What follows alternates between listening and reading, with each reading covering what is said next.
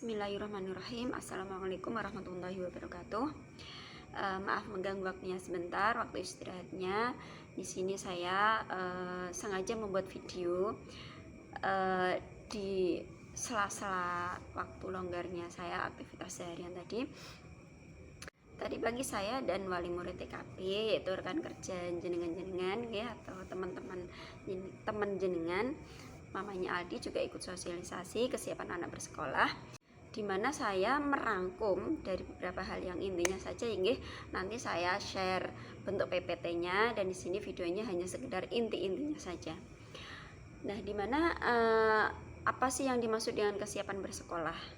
Kesiapan bersekolah itu sebenarnya adalah kemampuan seorang anak dalam membawa dirinya sendiri, mengelola segala hal, mengelola sosial emosional, terus mengelola kognitifnya, pengetahuannya, dan juga keterampilannya, di mana di situ terangkum dalam 6 aspek perkembangan anak. Kenapa sih kira-kira kesiapan anak sekolah itu penting nggak sih? Sebenarnya sangat-sangat penting, karena di situ anak melalui transisi dari TK menuju ke SD. TK yang dimana sistem belajarnya sebenarnya itu bermain sambil belajar.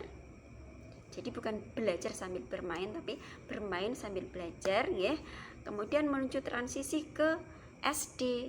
Nah, dimana di SD itu sudah dipenuhi dengan beberapa mata pelajaran, ada bahasa Indonesia, matematika, terus agama. Dalam menyiapkan anak sekolah ya, itu terdapat 3 unsur yang harus benar-benar diperhatikan, yaitu yang pertama, kita harus menyiapkan anaknya dulu, mentalnya dulu ya, dimana anak-anak itu entah itu di sekolah ataupun di rumah kita ajarkan 4C. 4C itu adalah communication. Jadi anak itu diajarkan berkomunikasi, diajak bertanya, diajak bercerita, supaya anak tuh lebih banyak bahasanya.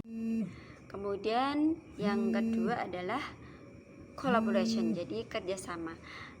Di sekolah ataupun di rumah, orang tua juga harus mengstimulasi anak-anak untuk bekerja sama dalam kegiatan yang di rumah itu. Contohnya bisa masak bersama, bisa belajar bersama, bisa mainan sama anak juga nggak apa-apa. Kemudian critical thinking, yaitu kita memecahkan masalah. Anak-anak diminta untuk memecahkan masalah sendiri. Contohnya memakai baju sendiri, memakai sepatu atau kaos kaki sendiri, menali sepatu. Izinkanlah anak untuk mengeksplor dirinya sendiri. Jangan sedikit-sedikit dibantu, jangan sedikit-sedikit tidak boleh ini itu nggih, tapi kita harus mengajak anak untuk menyiapkan dirinya sendiri dalam memecahkan masalah.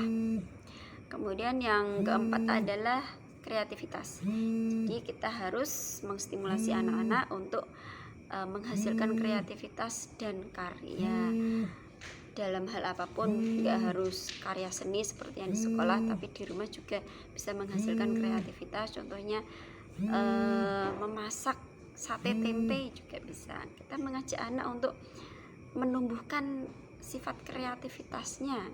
Kemudian unsur yang kedua adalah kesiapan keluarga. Dalam hal apa aja sih? Yaitu keluarga dalam mengsikapi anak, dalam memberi dukungan anak, dan juga dalam mengstimulasi masa perkembangan anak. Jadi sekolahan itu waktu sama anaknya itu lebih sedikit ya daripada waktu dengan keluarga. Jadi di sekolah mungkin ibaratnya 30% di sekolah, kemudian 60% itu di keluarga, dan juga 10% di lingkungannya. Jadi sangat benar-benar peran keluarga itu sangat-sangat membantu dalam tingkat perkembangan anak.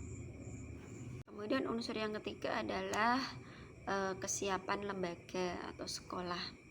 Nah, nanti di sekolah juga kita mempunyai program-program untuk menyiapkan anak sekolah dari TK ke SD, insya Allah nanti kita akan melakukan kunjungan ke SD terdekat, di mana anak-anak bisa melihat lingkungan SD, bisa bergaul dengan anak-anak SD di situ ataupun dengan guru di situ, dan bisa melihat kegiatan langsung anak-anak SD belajar. Kurikulum yang sebenarnya kurikulum 2013 itu memang sudah lama sekali ya, cuman kan kadang ada orang yang masih menerapkan kurikulum yang lama, dimana anak-anak itu anak-anak itu hanya cuman menerima aja, menerima mata pelajaran dari gurunya, menerima segala hal. Anak itu hanya sekedar ibaratnya kayak pasif lah. Namun di kurikulum yang sebenarnya 2013 ini, yang era zamannya ini adalah anak-anak itu disuruh untuk mengeksplor dirinya. Anak-anak itu aktif, anak-anak disuruh memecahkan masalah, anak-anak disuruh membuat proyek dan lain sebagainya. Biasanya memang banyak prakteknya, karena saya menggunakan sistem era modern ini, di mana anak-anak itu yang aktif, anak-anak supaya kreatif, anak-anak supaya critical thinking. Jadi silakan nanti saya kirimkan file hasil sosialisasi tadi dalam bentuk PPT, nanti bisa dibaca, difahami, dan diimplementasikan di keluarga masing-masing. Di sini ada pepatah dari Ki Hajar Dewantara, anak itu hidup dan tumbuh berkembang itu sesuai kodratnya. Dan seorang pendidik itu hanya sekedar merawat dan menuntun dan memberi stimulasi ke anak-anak untuk tumbuhnya kodrat itu. Jadi izinkan anak untuk mengeksplor dirinya, memberikan stimulasi anak-anak untuk berkomunikasi, untuk berkolaborasi, untuk memecahkan masalah, dan untuk kreativitas. Dimana seorang anak nanti dididiknya itu bukan hanya untuk jadi karyawan ya, untuk jika sudah besar, tapi dididik untuk jadi seorang yang bisa menciptakan sesuatu kalau dia itu critical thinking.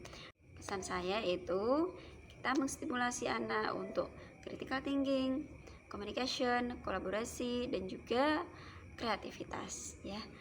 Kita jadikan anak-anak kita itu bibit-bibit unggul yang mampu menciptakan sesuatu, mungkin yang seperti Albert Einstein, seperti Pak Habibie juga, supaya anak-anak itu jadi seorang pemimpin. Mari kita didik bareng-bareng anak-anak kita jadi anak-anak yang solih-solihah dan juga cerdas, sukses dunia akhirat. Terima kasih. Wassalamualaikum warahmatullahi wabarakatuh.